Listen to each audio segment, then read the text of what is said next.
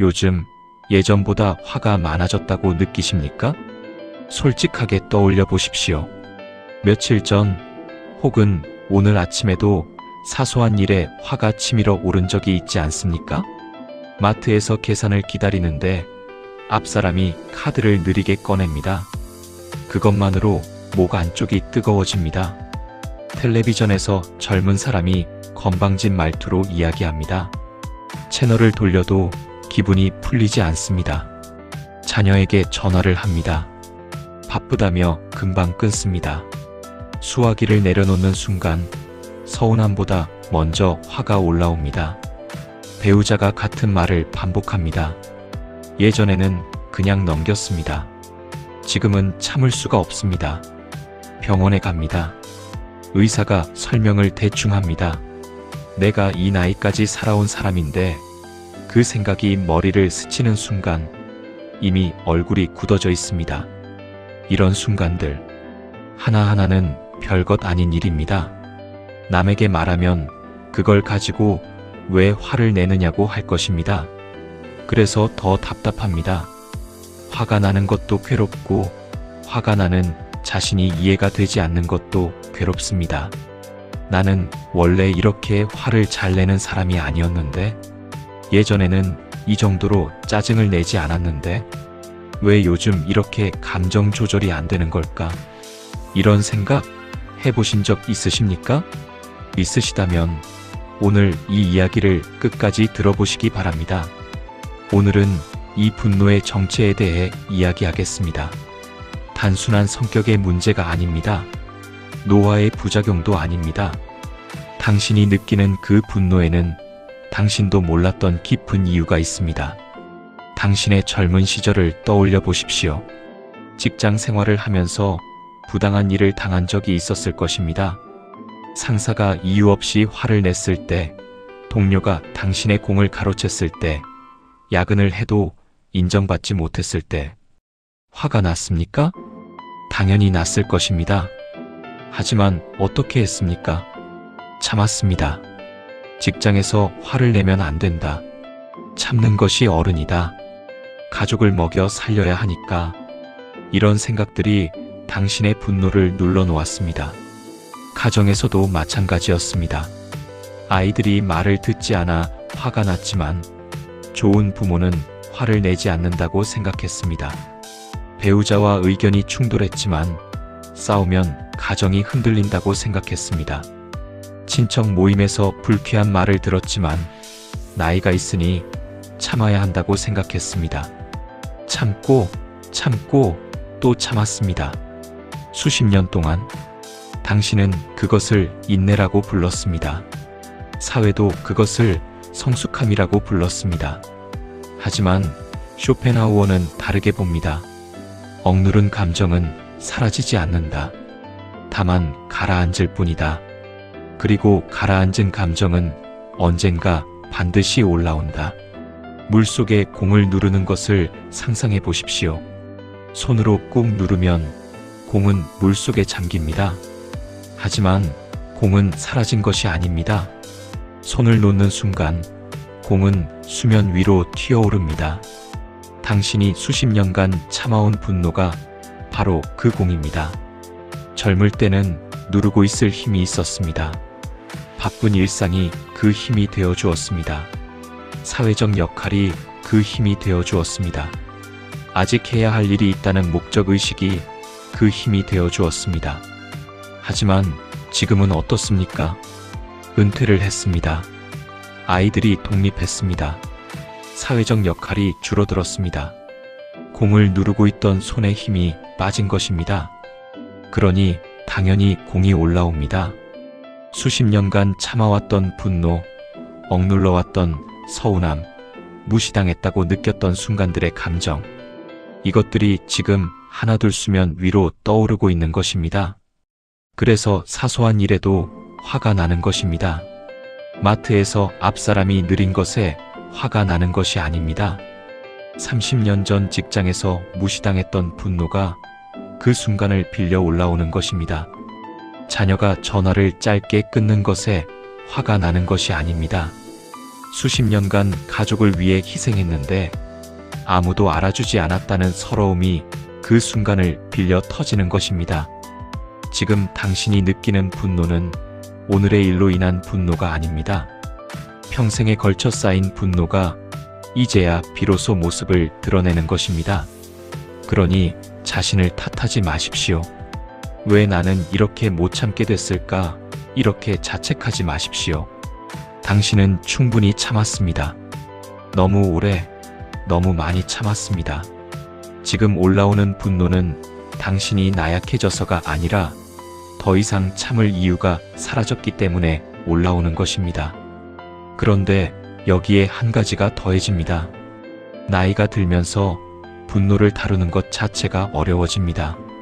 이것은 의지의 문제가 아닙니다. 몸의 문제입니다. 쇼펜하우어는 이렇게 말했습니다. 정신은 몸의 토대 위에 서 있다. 토대가 흔들리면 정신도 흔들린다. 60대가 되면 몸이 달라집니다. 잠이 얕아집니다. 새벽 3, 4시에 눈이 떠집니다. 다시 잠들기가 어렵습니다. 충분히 자지 못한 몸은 감정을 조절하는 힘이 떨어집니다. 젊을 때는 화가 나도 한숨 자고 나면 풀렸습니다. 지금은 잠을 자도 개운하지 않고 아침에 눈을 떴을 때 어젯밤의 짜증이 그대로 남아 있습니다. 체력도 줄어듭니다. 계단을 오르면 숨이 찹니다. 오래 걸으면 무릎이 아픕니다. 예전에는 아무렇지 않았던 일들이 이제는 힘에 부칩니다. 몸이 힘들면 마음도 예민해집니다. 이것은 누구나 마찬가지입니다. 감기에 걸렸을 때를 생각해 보십시오. 평소라면 아무렇지 않은 말에도 감기 걸린 날에는 짜증이 납니다. 나이가 들면 매일이 약간의 감기 상태와 비슷합니다. 몸이 완전히 편한 날이 줄어듭니다. 어딘가 하나씩은 불편합니다. 허리가 아프거나 소화가 안 되거나 눈이 침침하거나 귀가 잘 안 들리거나 이 작은 불편함들이 쌓이면 감정의 여유 공간이 줄어듭니다. 평소라면 넘길 수 있는 일도 여유가 없으니 넘기지 못합니다. 그래서 사소한 일에 폭발하는 것입니다. 그리고 반복되는 일상도 분노를 키웁니다. 은퇴 후의 하루를 생각해 보십시오. 아침에 일어나고 밥을 먹고 텔레비전을 보고 점심을 먹고 낮잠을 자고 저녁을 먹고 다시 텔레비전을 보고 잠을 잡니다. 내일도 같은 하루가 반복됩니다. 모레도 그 다음 날도. 이 반복 속에서 인간은 지칩니다. 새로운 일이 없으면 뇌는 자극을 찾기 시작합니다. 그리고 가장 쉽게 찾을 수 있는 자극이 바로 부정적인 감정입니다. 뉴스를 보면서 화가 나고 세상이 잘못 돌아간다고 분개하고 젊은 세대를 보면서 한심하다고 느끼는 것. 이것들이 모두 반복되는 일상 속에서 뇌가 자극을 찾는 행동입니다. 화가 나는 것은 불편하지만 적어도 무언가를 느끼게 해줍니다. 권태보다는 분노가 견디기 쉬운 것입니다. 쇼펜하우어는 이 상태를 정확히 간파했습니다. 인간은 고통과 권태 사이를 오간다. 욕망이 채워지지 않으면 고통받고 채워지면 권태로워한다. 그리고 권태를 피하기 위해 스스로 고통을 만들어내기도 한다.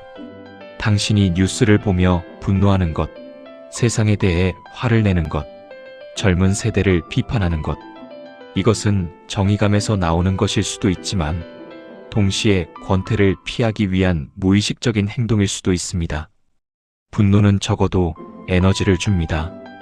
분노는 적어도 살아있다는 감각을 줍니다. 그래서 나이가 들수록 분노에 쉽게 빠져드는 것입니다. 하지만 분노의 가장 깊은 뿌리는 체력도 아니고 권태도 아닙니다. 가장 깊은 곳에 있는 것은 나는 더 이상 가치 있는 존재인가? 라는 질문입니다. 이것을 소리내어 묻는 사람은 거의 없습니다. 하지만 마음속 깊은 곳에서 이 질문은 쉴 새 없이 울리고 있습니다. 쇼펜하우어는 이렇게 말했습니다. 인간은 타인의 눈에 비친 자신을 통해 자기 존재를 확인한다. 타인의 시선이 사라지면 자기 자신도 흐려진다. 인간은 사회적 존재입니다. 태어나면서부터 다른 사람들과의 관계 속에서 자신을 정의합니다. 나는 회사의 부장이다. 나는 두 아이의 아버지다.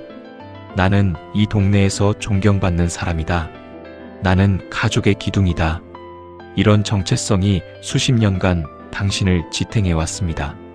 그런데 은퇴를 합니다. 회사의 부장이라는 정체성이 사라집니다. 전화가 옵니다. 여보세요. 실례지만 누구시죠? 예전에는 이름만 대면 알아들었습니다. 지금은 아무도 모릅니다. 모임에 나갑니다. 현직에 있는 사람들이 대화를 이끌어갑니다. 당신은 옆에서 듣고만 있습니다. 예전에는 당신의 의견이 결정을 좌우했습니다. 지금은 당신의 의견을 묻는 사람이 없습니다. 가정에서도 마찬가지입니다. 예전에는 아버지 어떻게 생각하세요? 라는 질문을 자녀들이 자주 했습니다.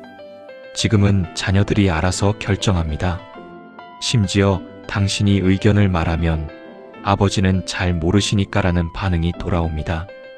이 순간 가슴 속에서 무언가가 꿈틀거립니다.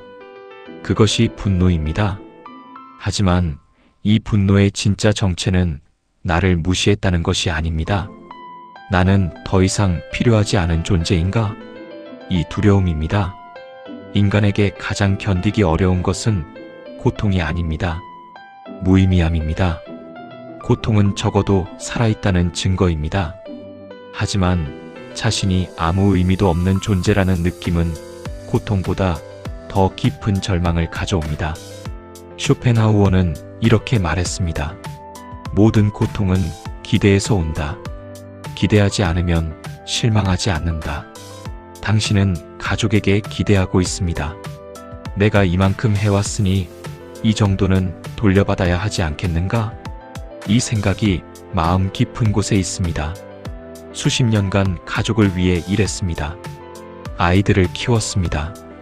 밤잠을 설쳐가며 돈을 벌었습니다. 하고 싶은 것을 참았습니다. 그 모든 희생에 대한 보상을 어딘가에서 기대하고 있는 것입니다. 그런데 그 기대가 채워지지 않습니다. 자녀들은 바쁩니다. 자기 가정이 있고 자기 일이 있습니다. 당신에게 매일 전화할 여유가 없습니다. 배우자는 당신의 마음을 다 알지 못합니다. 같은 집에 살아도 서로의 내면을 완전히 이해하는 것은 불가능합니다. 기대가 클수록 실망도 큽니다. 그리고 실망은 분노로 변합니다. 내가 얼마나 고생했는데, 내가 이만큼 해줬는데, 그런데 겨우 이것밖에 안 해주느냐? 이 생각이 돌기 시작하면 감사는 사라지고 분노만 남습니다. 세 번째 이유는 표현하지 못한 감정이 쌓여있기 때문입니다. 한국에서 60대 이상 세대는 감정을 표현하는 훈련을 받지 못했습니다. 남자는 울면 안 된다. 어른은 감정을 드러내면 안 된다. 참는 것이 미덕이다. 이런 말을 들으며 자랐습니다. 그래서 슬플 때도 참았고, 서러울 때도 참았고, 외로울 때도 참았습니다. 하지만 인간의 감정은 참는다고 사라지는 것이 아닙니다. 참으면 쌓입니다. 그리고 쌓인 감정은 어느 순간 가장 약한 틈을 찾아 터져 나옵니다. 그 가장 약한 틈이 바로 가장 가까운 사람과의 관계입니다.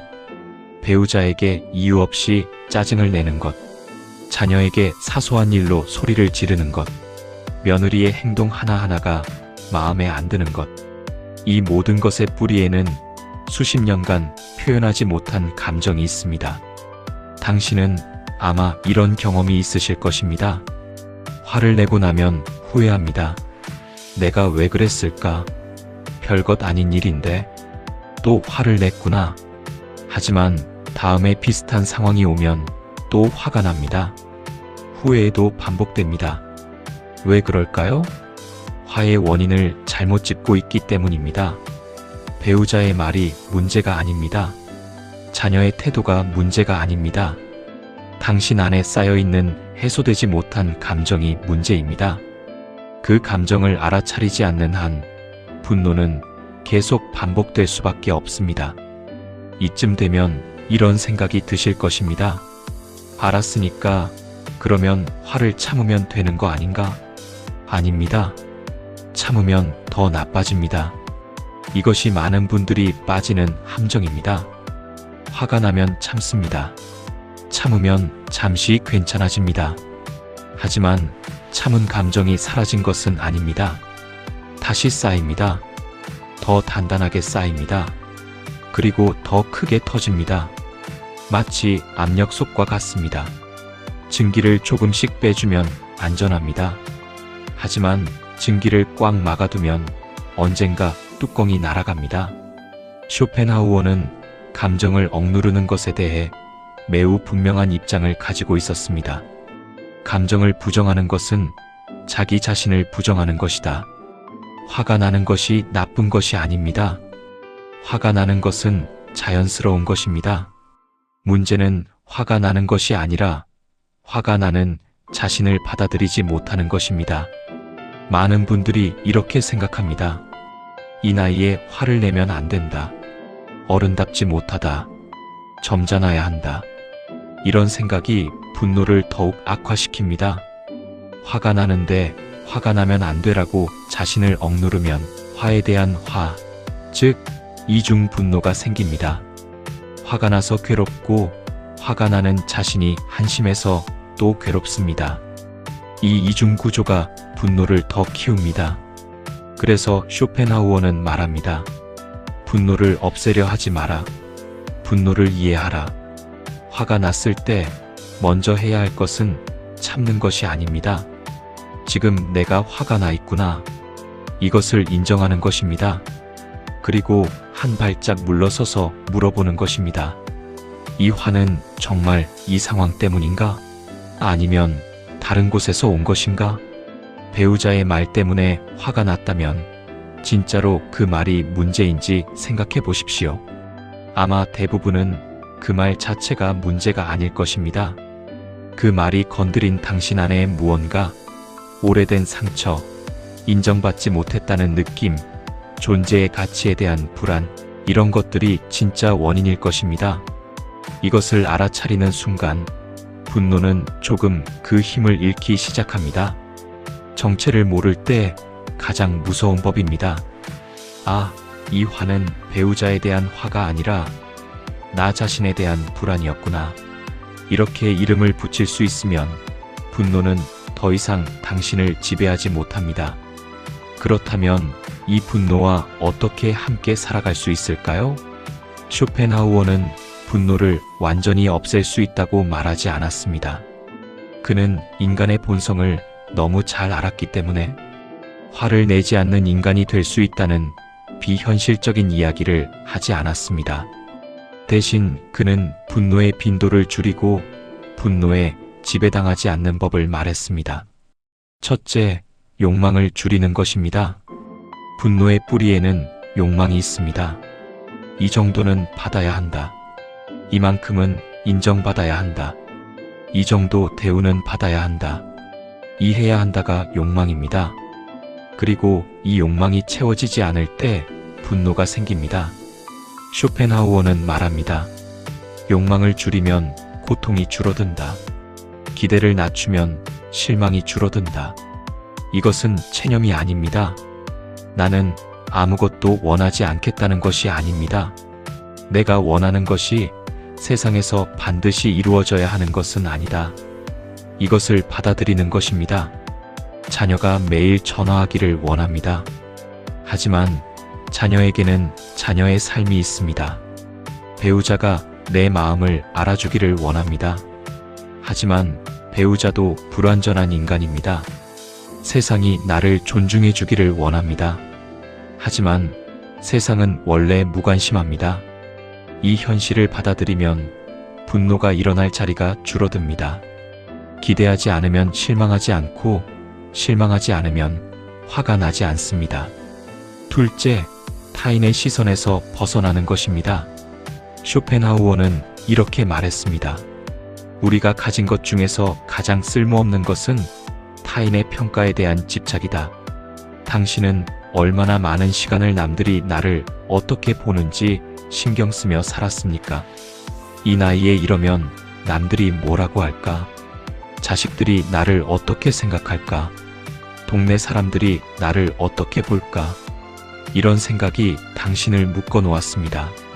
그리고 남들이 기대하는 모습과 실제 자신의 모습이 다를 때 그 간극에서 분노가 생겼습니다.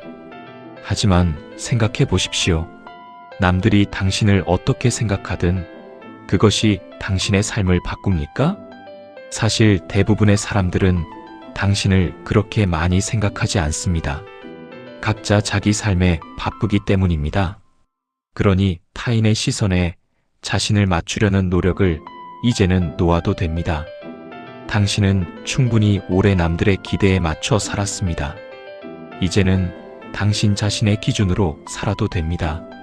셋째, 혼자만의 시간을 두려워하지 않는 것입니다. 분노가 자주 일어나는 사람은 혼자 있는 시간이 부족한 경우가 많습니다. 항상 누군가와 함께 있으면 감정을 정리할 틈이 없습니다. 화가 났는데 바로 다음 상황이 옵니다. 감정이 채 가라앉기 전에 또 다른 자극이 옵니다. 이것이 반복되면 감정이 정리되지 않은 채 계속 쌓입니다. 쇼펜하우어는 고독의 가치를 누구보다 잘 알았습니다. 혼자 있는 시간은 자기 안에 쌓인 것들을 꺼내어 바라보는 시간이다. 하루에 30분만이라도 아무것도 하지 않고 혼자 앉아 있어 보십시오.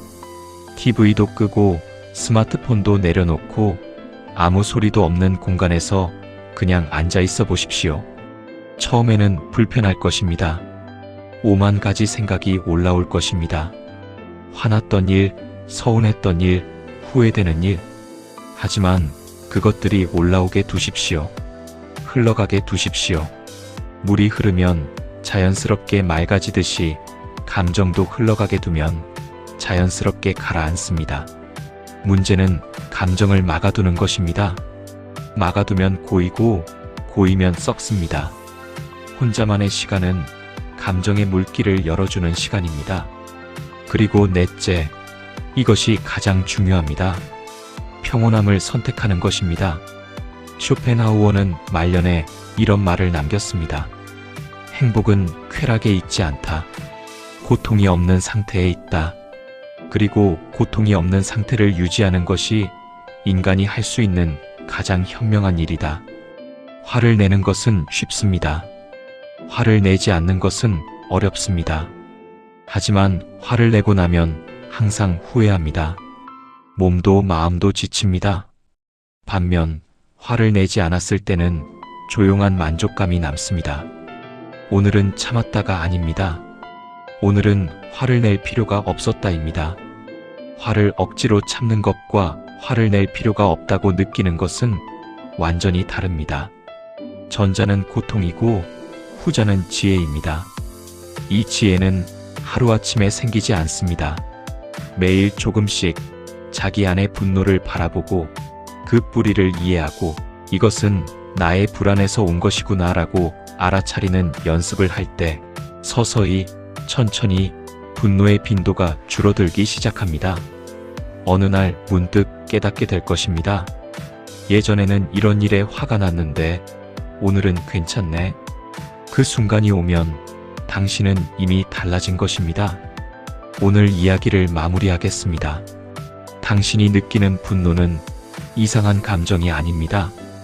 그것은 수십 년간 참아온 감정이 이제야 올라오는 것이고 나이가 들면서 몸과 마음의 여유가 줄어든 것이고 존재의 가치가 흔들리면서 자기 자신을 지키려는 마음의 반응입니다. 당신의 분노는 당신이 나약해져서 생긴 것이 아닙니다. 당신이 오랫동안 강하게 살아왔기 때문에 이제야 비로소 드러나는 것입니다. 그러니 자신을 탓하지 마십시오. 왜 나는 이렇게 화가 많아졌을까? 이렇게 자책하는 대신 그동안 참 많이 참았구나. 그동안 참 많이 버텨왔구나. 이렇게 자신에게 말해 주십시오. 당신은 충분히 잘 살아왔습니다. 충분히 많이 참았고, 충분히 많이 버텼습니다. 이제는 감정을 이해해 주십시오. 이제는 자기 자신에게 너그러워지십시오. 분노를 없애려 하지 마십시오. 대신 이해하십시오. 이해하는 순간, 분노는 더 이상 당신의 적이 아니라 당신 자신을 알려주는 신호가 됩니다. 쇼펜하우어는 이렇게 말했습니다. 자기 자신을 아는 사람은 세상에 흔들리지 않는다. 오늘 밤 화가 치밀어 오르거든 한 발짝 물러서서 조용히 자신에게 물어보십시오. 이 화는 어디에서 왔는가? 정말 저 사람 때문인가? 아니면 내 안에 있던 것인가? 그 질문을 던지는 순간 당신은 이미 분노에 지배당하지 않는 사람이 된 것입니다. 그것이 쇼펜하우어가 말하는 지혜이고, 그것이 노년의 품격이고, 그것이 진짜 강함입니다. 감사합니다. 이런 이야기가 마음에 닿으셨다면 구독과 좋아요를 눌러주십시오. 당신의 조용한 시간에 작은 위로가 되는 이야기로 다시 찾아뵙겠습니다.